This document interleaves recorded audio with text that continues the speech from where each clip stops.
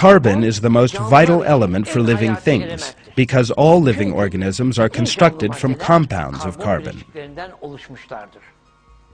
Structures as diverse as the cell membrane, the bark of a tree, the lens of the eye, and the white of an egg are composed of carbon compounds.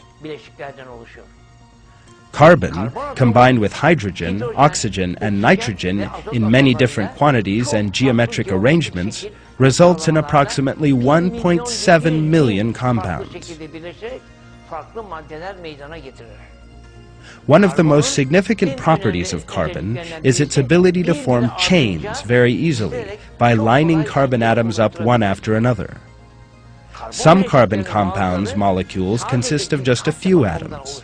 Others contain thousands or even millions. Also, no other element is as versatile as carbon in forming molecules with such durability and stability. Carbon is unique among the elements in the number and variety of the compounds which it can form. Over 250,000 have already been isolated and described, but this gives a very imperfect idea of its powers, since it is the basis of all forms of living matter.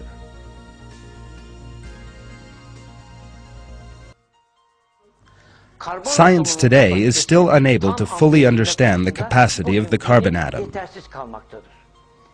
In laboratories, new compounds are produced every day. Currently, it is possible to talk about almost 2 million compounds. As it is known, the carbon atom is capable of forming approximately 1.7 million compounds.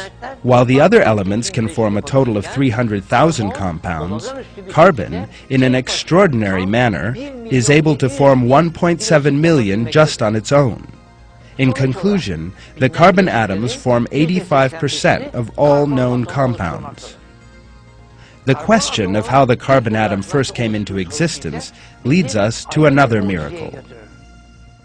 The carbon atom forms through a series of nuclear reactions in the center of giant stars.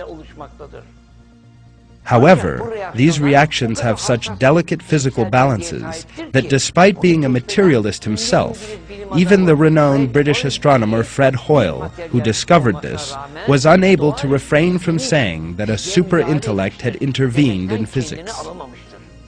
God has created the universe with a flawless harmony. In referring to a super-intellect, Hoyle admits the manifest existence of God.